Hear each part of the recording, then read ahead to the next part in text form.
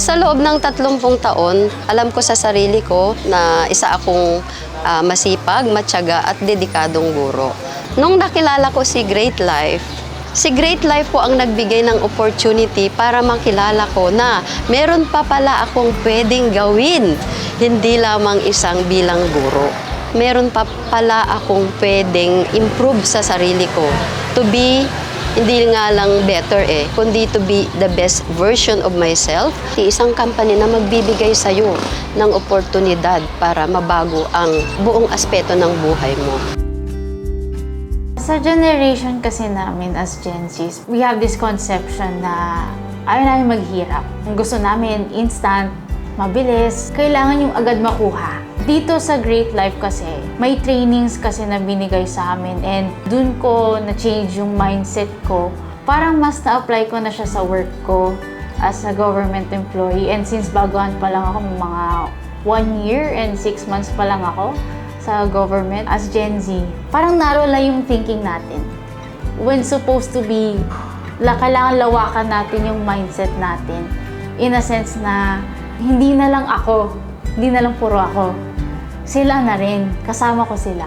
May community ka na kasama, sama-sama kayong aangat. Parang mas magde-level up ka, mag-grow ka. Great Life has also offered me yung kitaan. Maganda yung kitaan dito sa Great Life talaga. Pag-attend ka ng trainings, talagang dumitikit ka sa mga mentors, coaches mo, tutulungan ka rin nila na kumita. Ang pinakamalaking naibigay sa akin ng Great Life is yung pag-asa at oportunidad na katulad ko na dating estudyante na naghahanap ng before ng trabaho na hindi natatanggap. Ang pakiramdam ko nung hindi ako natatanggap, nawawala na akong pag-asa na kung paano ako makakatulong sa pamilya dahil wala nga akong degree, hindi ako nakapagtapos and nag-try ako mag-apply. Sadly is hindi talaga natatanggap. Kasi may mga requirements na hindi ako pasok sa standards ng na-applyan ko. Nakita ko tong Great Life is welcome lahat. Hindi tinitingnan kung anong natapos mo, kung anong degree mo sa buhay. Basta may pangarap ka, pwedeng-pwede ka dito. Nagpapasalamat ako sa Great Life. Dati, yung pangarap ko na makatulong sa pamilya ko and sa nanay ko, ngayon nagagawa ko na. Kung dati, di ako natatanggap sa trabaho, kagandahan dito sa Great Life is meron tayong mga natutulungan under my team, asawa ng chief engineer, mga negosyante, mga nagbebenta ng bahay at lupa, and marami pang iba. And good news, meron din tayo internationals na natutulungan under my team. As a housewife naman, bilang asawa ng seaman, siyempre gusto ko ring kumita at nakatulong naman sa akin ang Great Life sa aking pagninegosyo. Nung dumating po ako dito para magbakasyon, nabalitaan ko nga yung misis ko na sumali daw sa Great Life.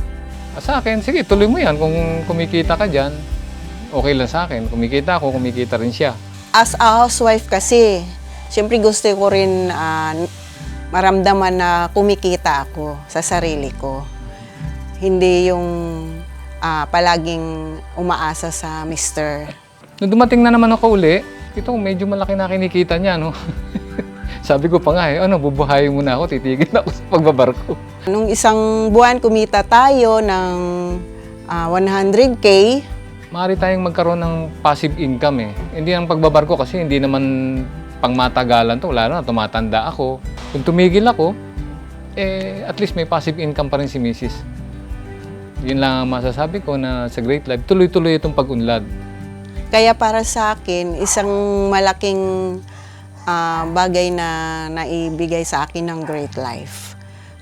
Yung magkaroon ka ng self-worth at confidence sa sarili. Proud ako sa kanya. Kahit sabihin na natin na hindi niya na kailangang magtrabaho ng ganyan, hindi na siya kailangan na kumita ng ganyan, pero pinapatunayan niya na kaya niya.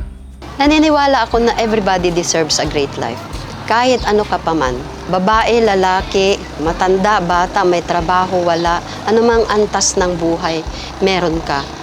You deserve a great life. At alam ko, ang great life, para po sa ating lahat ito.